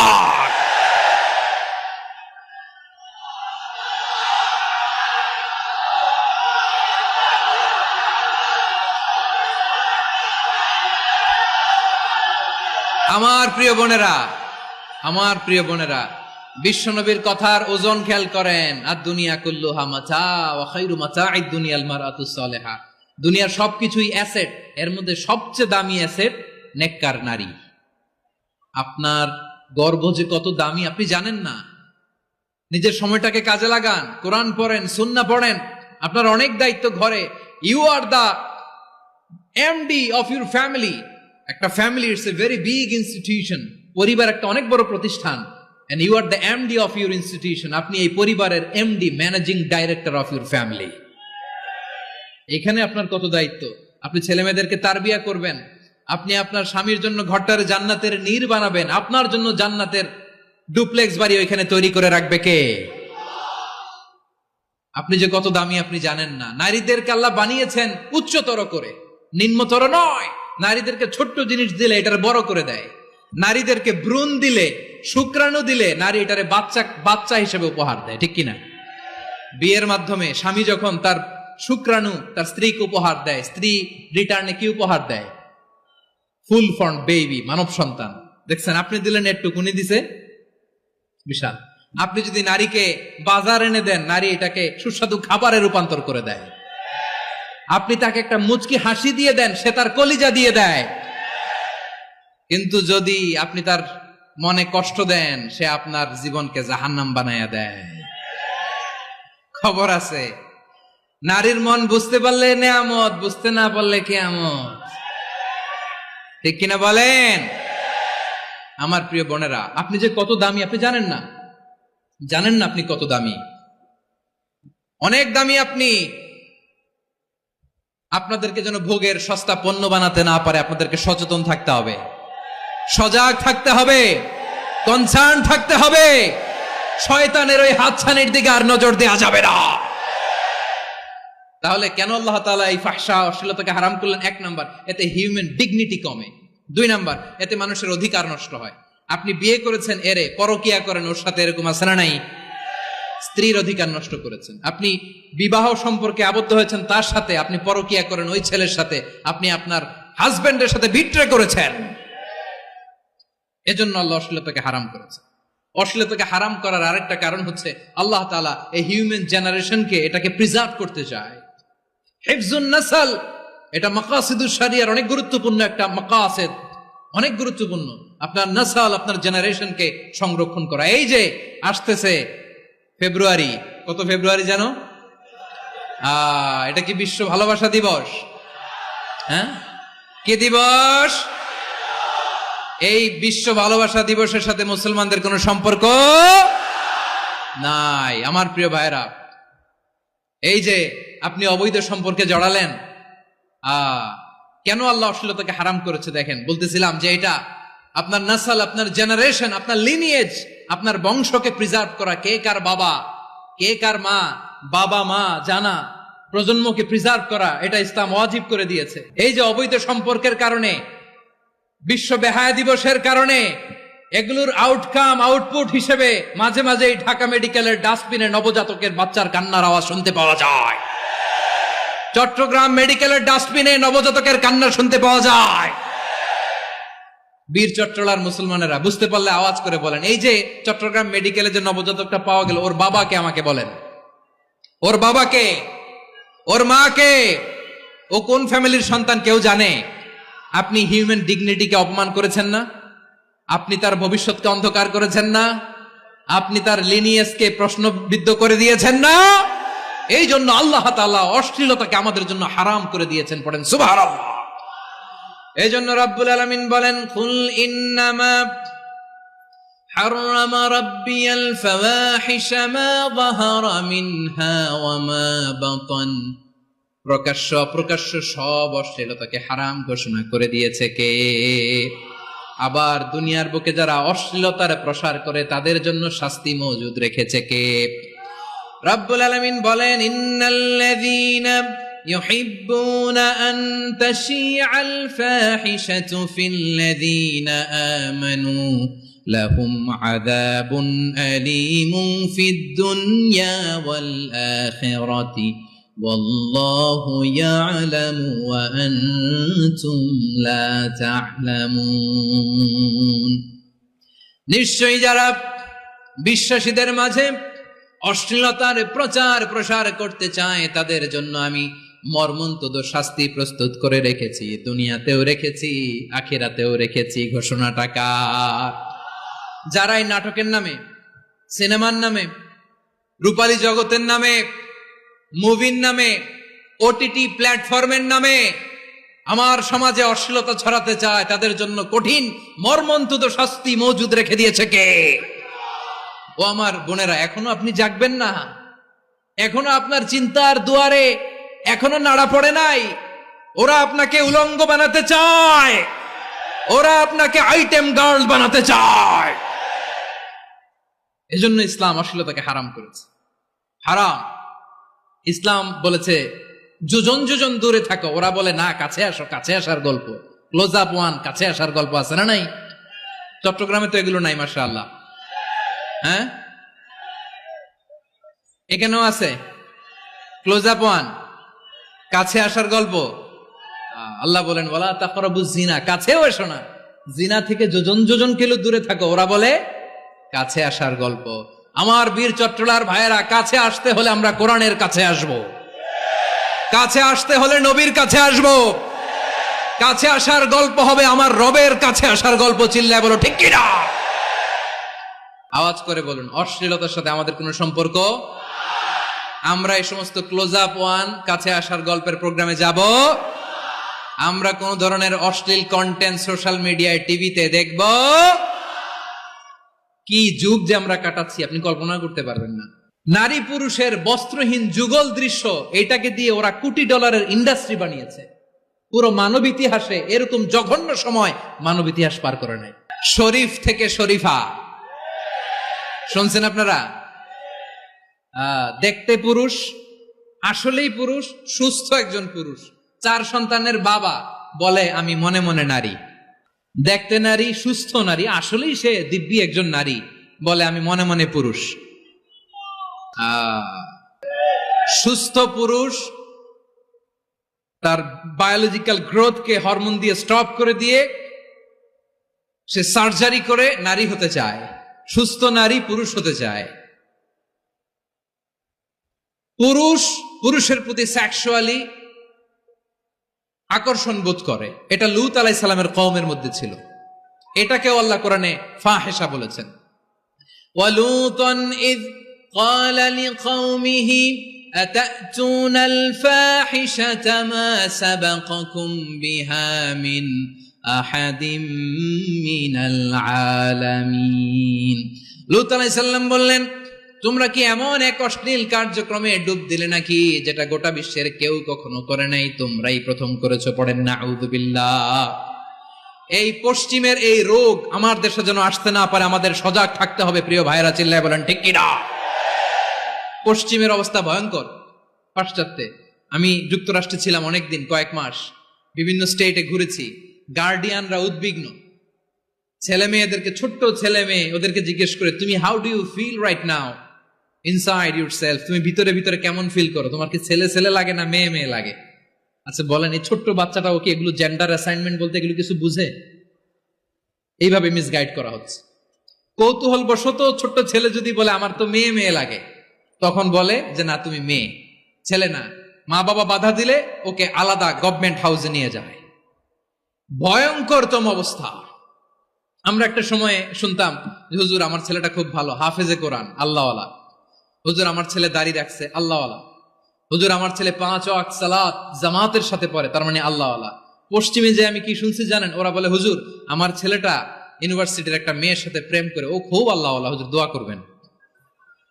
এর কারণ ওদের কাছে আল্লাহওয়ালার ক্রাইটেরিয়া হচ্ছে হুজুর আমার ছেলেটা আরেক ছেলের পছন্দ করে নাই, আমার মেয়েটা আরেক মেয়েকে ভালোবাসে নাই, এজন্য আমার ছেলেটা আল্লাহওয়ালা, হুজুর ওর জন্য একটু দোয়া করে দিয়েন।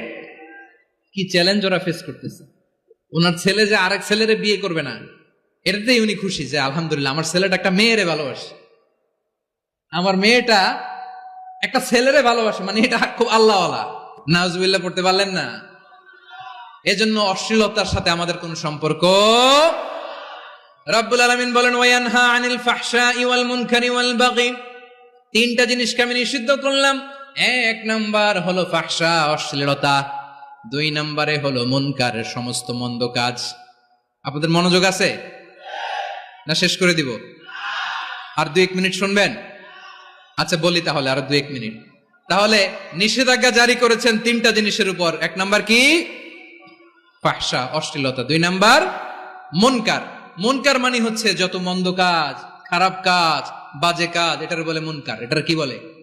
আপনারা পড়ছেন না তা'মুরুনা বিল মা'রুফি ওয়া তানহাউনা আনিল মুনকার। ভালো কাজের আদেশ, সৎ কাজের আদেশ, অসৎ কাজের নিষেধ। মুনকার, মুনকার হচ্ছে মানুষের স্বাভাবিক বিবেকবোধ যেটাকে খারাপ বলে, ওইটাই মুনকার। পৃথিবীর সব আসমানি গ্রন্থ যেটাকে খারাপ বলেছে, মানুষের স্বাভাবিক বিবেকবোধ যেটাকে খারাপ বলেছে, এগুলো সব মুনকার। যেমন ইফটিজিং, এটা কি ভালো না খারাপ? মজুদদারি, খাদ্যে ভেজাল দেওয়া, ওজনে কম দেওয়া, মাছে ফরমালিন মিশানো, চাঁদাবাজি, টেন্ডারবাজি, দখলবাজি, এগুলো আমাদের স্বাভাবিক বিবেকেই বলে এগুলো খারাপ, এগুলো হচ্ছে মুনকার। আল্লাহ তাআলা এই মুনকার থেকে আমাদেরকে বেঁচে থাকতে বলেন, আর শয়তান এই মুনকারের প্রতি আমাদেরকে উদ্বুদ্ধ করে। আল্লাহ তাআলা বললেন ইয়া আইয়ুহাল্লাযীনা আমানু লা তাত্তাবিউ খুতুওয়াতিশ শাইতান ومن يتبع خطوات الشيطان فإنه يأمر بالفحشاء والمنكر। আল্লাহ বললেন আমার গোলামেরা শোনো শোনো, ও আমার বিশ্বাসী বান্দারা খবরদার, তোমরা কশিনকালেও শয়তানের পদাঙ্ক অনুসরণ করবে না, কারণ শয়তান তোমাদেরকে অশ্লীলতা এবং মন্দ কাজের দিকে উদ্বুদ্ধ করে। আমাদের কাজ হচ্ছে শয়তান আমাদেরকে যেদিকে নিতে চায় আমরা তার উল্টা দিকে যাব, ঠিক কিনা বলে? শয়তান এই মন্দ কাজকে আমাদের কাছে বিউটিফাই করে চাকচিক্যময় করে আমাদের সামনে উপস্থাপন করে। এজন্য আল্লাহ বলেন মুনকারকে থামাতে হবে, মুনকার প্রতিরোধ করতে হবে। মুনকার প্রতিরোধের দায়িত্ব শুধু আমাদের নাকি? শুধু আপনার খতিব সাহেবের, ইমাম সাহেবের, নাকি মুসলিম উম্মার সবার? আওয়াজ করে বলুন, মুনকার অসৎ কাজ প্রতিরোধের দায়িত্ব কার? রাব্বুল আলামিন বলেন কুনতুম খায়রা উম্মাতিন উখরিজাত লিন-নাসি তা'মুরুনা বিল মা'রুফি ওয়া তানহাউনা আনিল মুনকার। তোমাদেরকে শ্রেষ্ঠ জাতি করে জমিনের মধ্যে আবির্ভূত করা হয়েছে, যাতে করে তোমরা জমিনের ভেতরে সৎ কাজের আদেশ করতে পারো আর অসৎ কাজের নিষেধ করতে পারো। উম্মাহ কুনতুম খায়রা, তাহলে গোটা উম্মার দায়িত্ব, এটা বুঝতে পারছেন তো? আচ্ছা, আরো নিচে আসেন। এরপরে আল্লাহ বললেন শুধু উম্মাহ না, এই জমিনের রাজত্ব আমি যাদের হাতে দেই, এই জমিনের মালিক আমি যাদেরকে বানিয়ে দেই, যাদেরকে আমি সরকারের দায়িত্ব দেই, তাদেরকেও মুনকার প্রতিরোধের দায়িত্ব দিয়েছে কে?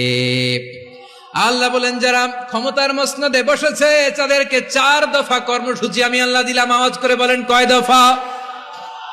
আল্লাহ বলেন আল্লাযীনা ইম্মাক্কান্নাহুম ফিল আরদি আকামুস সালাতা ওয়া আতাউয যাকাতা ওয়া আমারু বিল মা'রুফি ওয়া নাহাউ আনিল মুনকার ওয়ালিল্লাহি আকিবাতুল উমুর। যারা এই জমিনের উত্তরাধিকার হয়েছে তারা 4 দফা কর্মসূচি নিয়ে সামনে আগাবা।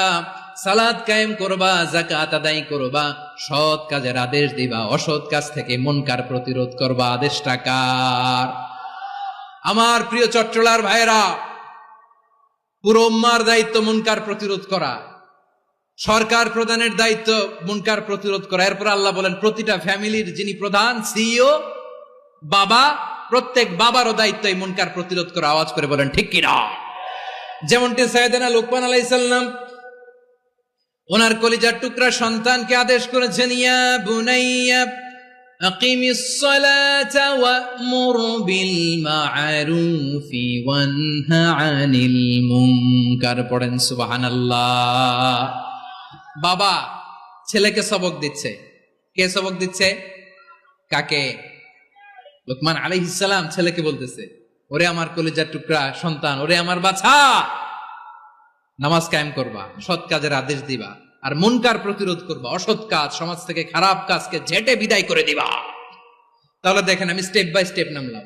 পুরা উম্মার দায়িত্ব, জমিনের উত্তরাধিকারী আল্লাহ যাদেরকে বানিয়েছেন সরকার, তাদের দায়িত্ব, প্রতিটি ফ্যামিলির প্রধানের দায়িত্ব। এরপরে বিশ্বনবী বলেন সচেতন প্রতিটি মুসলিমের দায়িত্ব সমাজ থেকে মুনকারকে উৎখাত করা। বিশ্বনবী বলেছেন মান রাআ মিনকুম মুনকারান ফালিয়ুগাইয়িরহু বিয়াদিহি فإن لم يستطع فبلسانه وإن لم يستطع فبقلبه وذلك أضعف الإيمان। সমাজে যে মুনকার দেখবে, খারাপ কাজ দেখবে, সে যেন হাত দিয়ে সেটাকে থামায়। কি দিয়ে? আপনাদের তো হাত নাই না? হাত আছে, হাত আছে। ওরা যেই হাত দিয়ে অন্যায় করে ওইটা প্রতিরোধের জন্য আমাদেরও হাত আছে না নাই?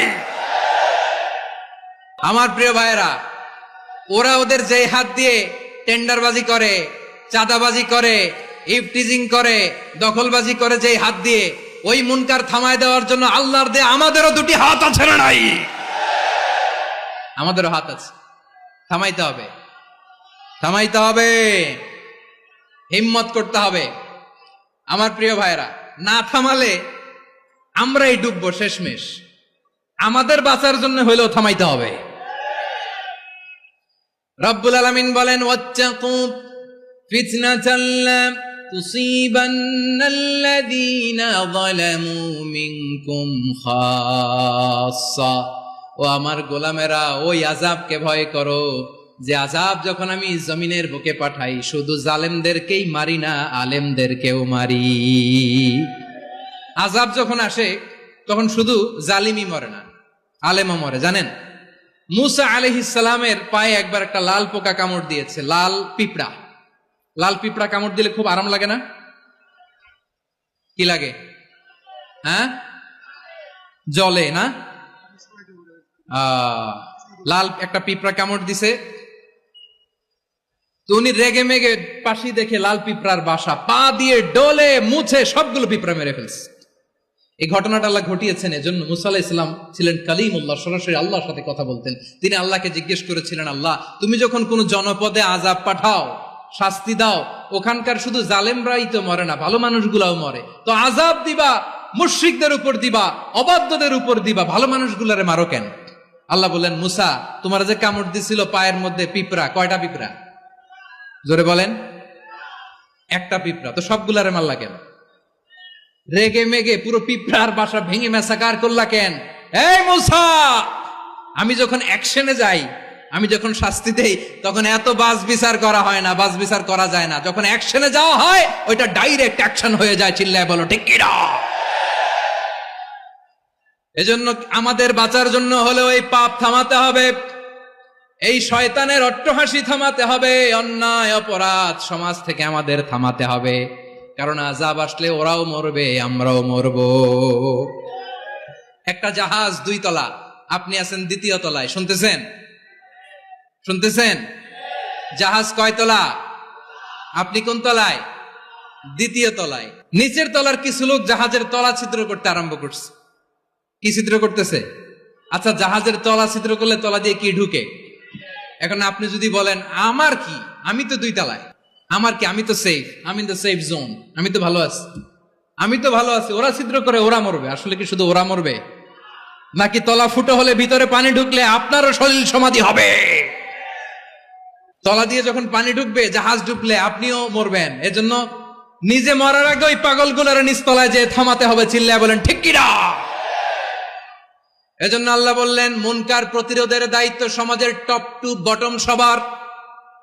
পুরো আম্মার দায়িত্ব, সরকার প্রধানের দায়িত্ব, প্রতিটি ফ্যামিলির প্রধান বাবার দায়িত্ব, বিশ্বনবী বললেন প্রতিটি সচেতন মুসলিমের দায়িত্ব।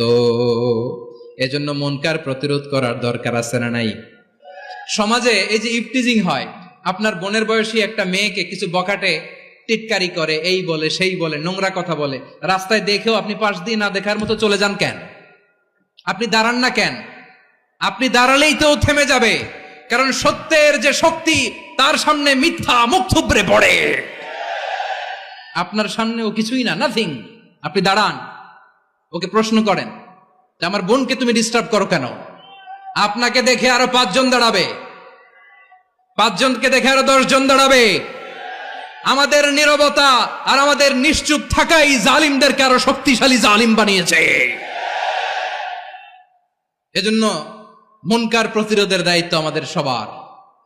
টেন্ডারবাজি, চাঁদাবাজি, দুর্নীতি, অপরাধ, দখলদারিত্ব, মজুদদারি, এগুলো সবকিছু একসাথে প্রতিরোধ করতে হবে। ঠিক কিনা বলেন? একটা মানবিক সমাজ যদি চাই, প্রতিরোধ করতে হবে। প্রিয় ভাইয়েরা, আল্লাহর শপথ নিয়ে বলি, এই নাসিহাত গুলো সবার জন্য, সব দলের জন্য, সব মতের মানুষের জন্য। আমরা কোনো দলের প্রতি মানুষকে ডাকি না, আমরা ডাকি ইসলামের দিকে। সব দলের, সব মতের, সব মানুষদেরকে আমরা আহ্বান জানাই, আসুন আমরা একটা সুন্দর সমাজ বিনির্মাণ করি। এই যে নতুন বাংলাদেশের এক সুযোগ এসেছে, আর জীবনে হয়তো আসবে না, সামনের 100 বছর এই সময় আসবে না। আসুন দেশটাকে আমরা সাজাই, আসুন আমরা দুর্নীতি বন্ধ করি, আসুন আমরা চাঁদাবাজি বন্ধ করি, আসুন আমরা দখলদারিত্ব বন্ধ করি, আসুন আমরা এক দল আরেক দলকে নিশ্চিহ্ন করার যে রাজনীতি, এটা বন্ধ করি। সব দলের প্রতি আমার আহ্বান, যে কোনো দলে এই প্র্যাকটিসটা থাকার দরকার আছে না নাই? চাঁদাবাজদের সাথে আপনারা নিজেদেরকে মুক্ত ঘোষণা করবেন যে এরা আমার দলের কর্মী হতে পারে না। আমরা চাঁদাবাজ মুক্ত বাংলাদেশ চাই, জুলুম মুক্ত বাংলাদেশ চাই, ফ্যাসিজম মুক্ত বাংলাদেশ চাই, গুণ খুন খারাপি মুক্ত বাংলাদেশ চাই। আমরা নতুন ভোরের বাংলাদেশ চাই। ওই বাংলাদেশ পাওয়ার জন্য মুনকার প্রতিরোধে, অন্যায় প্রতিরোধে যদি বাঘের বাচ্চার মতো, আবু সাইদের মতো 2 হাত উঁচু করে, বুককে টান টান করে প্রসারিত করে দাঁড়াতে হয়, রাজি আছো মুসলমান? কারা কারা রাজি? আল্লাহকে হাত দেখিয়ে প্রতিজ্ঞা করো।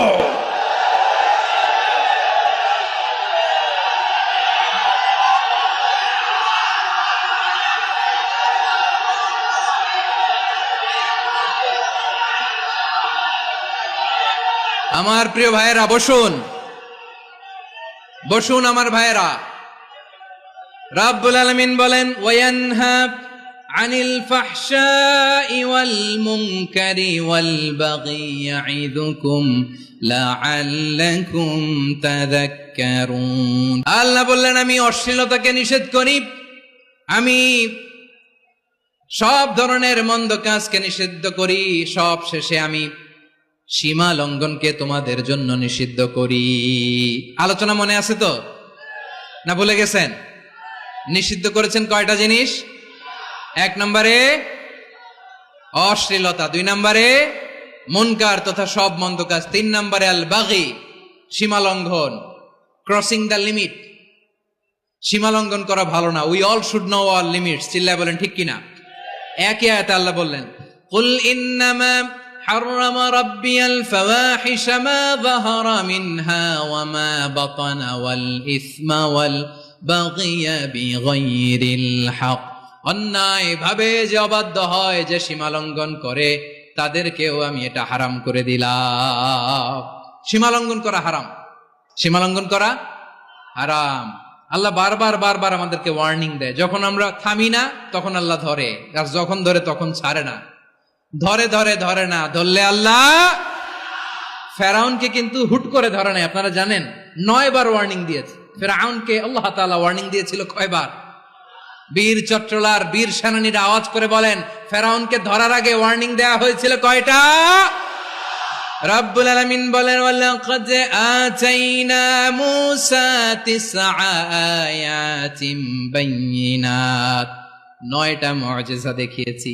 1 2 3 বারবার এইভাবে রিমাইন্ডার, ওইভাবে রিমাইন্ডার, এইভাবে নসিহত, ওইভাবে দাওয়া। ফাকুলা লাহু কাওলান লাইয়িনা, নরম করে বলো, সফট করে বলো, যত ওয়ে হতে পারে দাওয়া মেথডোলজির মুসা আলাইহিস সালামের সব অ্যাপ্লাই শেষ।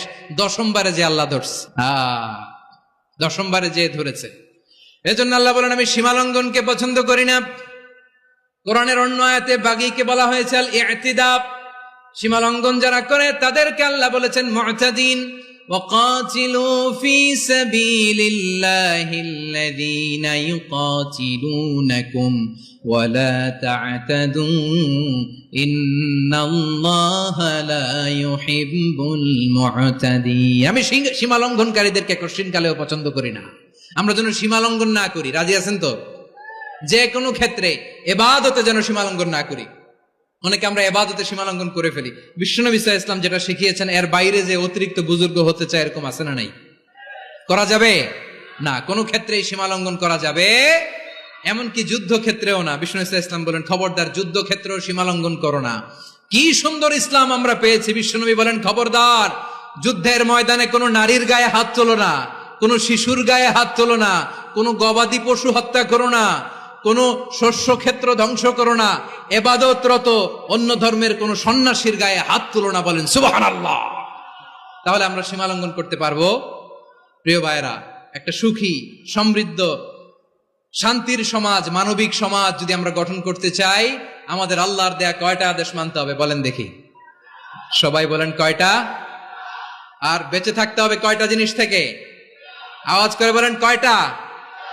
আচ্ছা, আদেশ নাম্বার 1 কি ছিল বলেন? আল্লাহর আদেশ কি? 1 নাম্বার আদাল, ন্যায়পরায়ণতা। আমরা সুবিচার, সুশাসন, ন্যায় বিচার চাই কি চাই না? 2 নম্বরে কি ছিল? মাশাআল্লাহ, আওয়াজ করে বলেন 2 নম্বরে কি ছিল? ইহসান। আমরা যেন সবার প্রতি দয়া পরবশ হই, ইহসান করি। 3 নম্বরে কি ছিল? নিকটাত্মীয়দের দান করা, তাদের অধিকার প্রাপ্য বুঝিয়ে দেওয়া। পাশাপাশি 3টা জিনিস থেকে আল্লাহ বারণ করেছেন, নিষেধ করেছেন। তার প্রথমটা ফাহশা, অশ্লীলতা। অশ্লীলতার সাথে আমাদের কোনো সম্পর্ক। আজকের এই ঐতিহাসিক চট্টগ্রামের প্যারেড ময়দান থেকে আমরা যত ধরনের মা বাহারা মিনহা মা বাতান, প্রকাশ্য অপ্রকাশ্য, দৃশ্যমান অদৃশ্যমান, সব অশ্লীলতা থেকে নিজেদেরকে মুক্ত ঘোষণা করলাম। অশ্লীলতাকে আমরা না বলে দিলাম। আওয়াজ করে সবাই বলুন নো। অশ্লীলতার সাথে আমাদের কোনো সম্পর্ক। 2 নম্বর নিষেধাজ্ঞা কি ছিল? আল মুনকার, সমাজের যত মন্দ কাজ এগুলোকে আমরা প্রতিরোধ করব। রাজি আছেন তো সবাই? 3 নম্বরে আল বাগি, সীমালঙ্ঘন। কোন মুসলিম সীমালঙ্ঘন করে না, এমনকি যুদ্ধ ক্ষেত্রেও না। আওয়াজ করে বলেন ঠিক কিনা? রাব্বুল আলামিন শেষে বললেন ইয়াইদুকুম লাআল্লাকুম তাযাক্কারুন, আল্লাহ তোমাদেরকে উপদেশ দেন যাতে তোমরা শিক্ষা গ্রহণ করো। আমরা উপদেশ দেব, আমরা জোর করে কাউরে কিছু মানাতে চাই না। লা ইকরাহা ফিদ্দিন ওয়া যাক্কির ফাইন্না যিকরা তানফাউল মুমিনিন, উপদেশ দিলে এটা মুমিনদের কাজে দেয়। লাস্তা আলাইহিম বিমুসাইতির ইন্নামা আনতা মুযাক্কির, নবী হে আপনি রিমাইন্ডার দাতা, আপনি উপদেশ দিবেন। আমরাও বিশ্বনবীর এই হাদিসগুলো থেকে, কোরআনের আয়াত থেকে রিমাইন্ডার, এই কথামালা বাণী বাহক হিসেবে এই বাণীগুলো আপনাদের সাথে কাছে পৌঁছে দিলাম। আমরা আল্লাহ তাআলার কাছে প্রার্থনা করি, আল্লাহ আমরা যেন আদল দিয়ে আমাদের সমাজকে গঠন করতে পারি, আল্লাহ আমরা যেন ইহসান করতে পারি, আমরা যেন নিকটাত্মীয়দের